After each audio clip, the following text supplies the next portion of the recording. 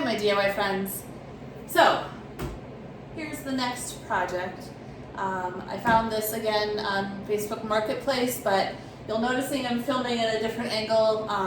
Sorry for the mess back here. But this thing weighs a ton, and it nearly fell on me just getting it in here. So I'm going to leave it where it is and try to move it as little as possible. But it's a really nice piece. It's in really good shape. The drawers are really nice inside, and it also has these wonderful 3 drawers inside of here as well that are really nice condition. It does have rollers, like caster rollers on the bottom, so that you can move it around a little bit easier, which I understand whoever put those on there because, again, it's really heavy. I was gonna put some legs on it, but I'm not gonna. I'm gonna leave the rollers. It's just too heavy. I don't think if I put legs on it, I don't think it would be very long before they snapped off. So we're gonna pretty much leave it as is, with a couple of exceptions, a couple little added details. So stay tuned, and first things first, let's get this one cleaned up.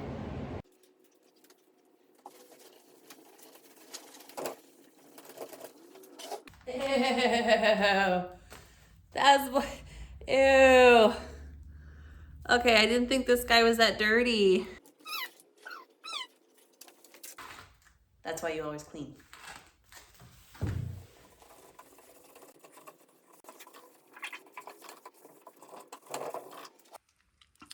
Okay, so when you're looking at this, can't really see it, but you see how in this crease here and kind of along the top here, there's kind of some milkiness, and then right here as well. That is all, this is really gross. That is all skin residue. And the degreaser has like lifted it basically. The degreaser in the soap has lifted it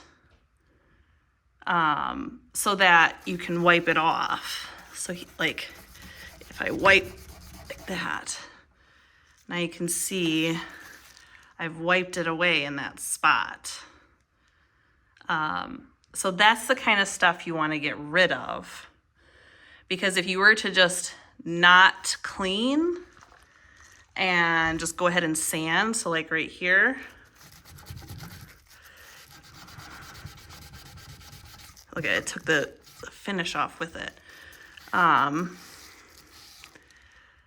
That is going to push into your wood grain basically, and it's going to not allow for the stain or whatever the paint or stain or whatever you're applying to properly adhere to it. So like, especially in this corner. So I'm guessing, you know, when you're opening these doors, when they closed it, they probably went boop like that.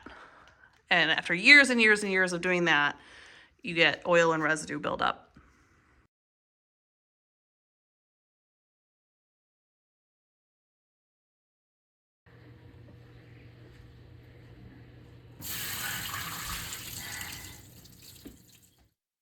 After removing the hardware, I'm adding these little pieces of tape to the holes on the inside of the drawer. This will keep the wood filler or the wood putty from spilling out into the drawer. So once those pieces of tape are there, I can go ahead and add wood filler, and it'll leave the inside really nice and flat.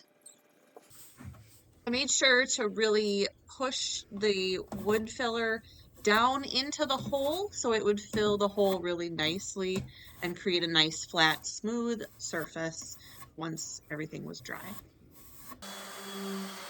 Top finish coat on this was really thick, and while my 120 grit sandpaper was doing okay, it was going really slow.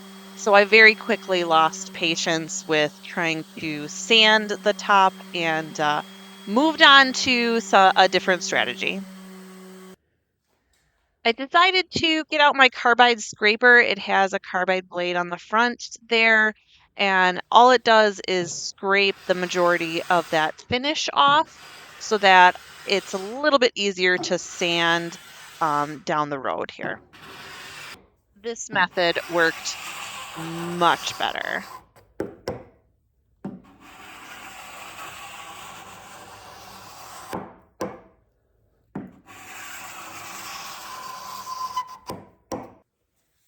When using a carbide scraper, it's really important that you follow the wood grain, not against it. So when you're scraping the surface, just make sure that you're going with the direction of the wood grain. Now that the entire surface of the top of the dresser is all the way scraped, sanding should be a lot easier. So I'm starting out here again with a 120 grit sandpaper, just removing the majority of the remaining finish. So I just want to take a moment just to kind of explain the difference between how I'm treating the top here. I'm not certain if I'm going to paint the top, so until I decide otherwise, I'm treating it as if I'm not going to paint the top. And if you're not painting a wood piece, you treat it differently than if you're painting it. So if I was painting it, I would probably leave it the way it looks here, maybe scuff it up a little bit with a 120, which I've done here a little bit, but I've done I've done a lot, but maybe just do a little quick sand just to scuff it up so that the paint adheres. But that's really all I would do. Where, because I'm not sure if I'm going to leave the natural wood color, or said another way, I'm not sure if I'm going to paint over it or not, I'm taking extra care to sand off the original finish. And how I did that was after I scraped it, I sanded it down with 120, but I didn't get rid of every single little scuff and scratch.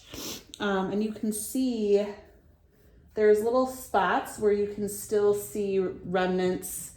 So from like here to about here, there's little spots where you can still see remnants of the old finish. And that's okay. Like, I don't want to sand all that off with my 120 because that's not the purpose, I guess. But then over here on the end, you can kind of see the difference where it starts right about here all the way to the end, where I've done the finish sanding after I scraped it with the carbide scraper, sanded it with the 120, and then I finished it off with a 220 grit sandpaper for a nice clean finish. There isn't that splotchy, those little splotches all over. I could probably go back and sand again with maybe a 300 level.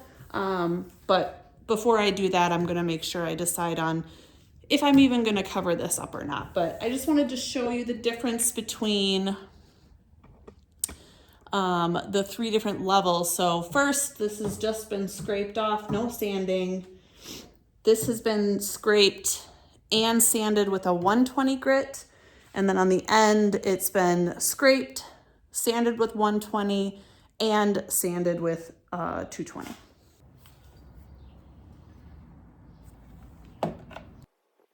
I actually really debated on whether or not to prime the dresser on this one.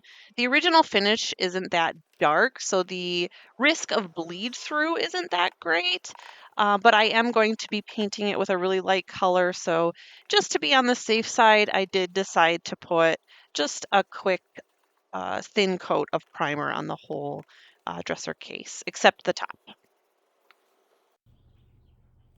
Today I'm using Fusion Mineral Paint in Cathedral Taupe, and I'm going to do a paint wash to the top of the dresser, which is just paint mixed with water to thin it down substantially, and then I apply it over the surface with a paintbrush and then wipe it away with a clean, dry, lint-free rag in order to just let that wood grain show through. I did end up applying about 3 layers of this. I tend to err on the side of adding more thin layers than trying to add a thicker layer and have to sand later on. And I just keep adding thin layers until I get the desired look. So here's the final look of the paint wash on the top. Onto the next step using a Morocco stencil by Dixie Belle. These are the drawers that are behind those doors, and I applied the same kind of paint wash to the front of these as well. The trick with the stencil, besides lining it up the right way,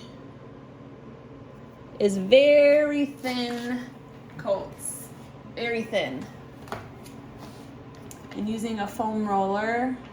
And if you really wanted to, you could also use some spray adhesive on the back of the stencil. I'm not gonna do that.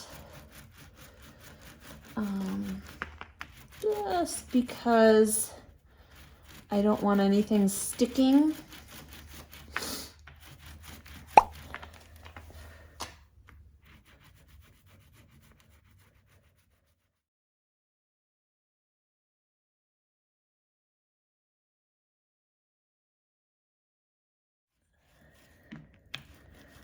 So we're just gonna go over it, make it as thin of a coat as possible.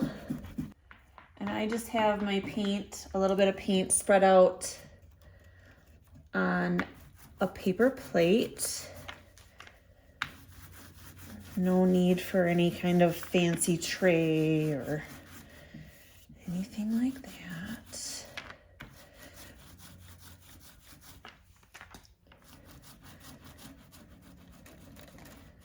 Making sure that you get the edges just as well as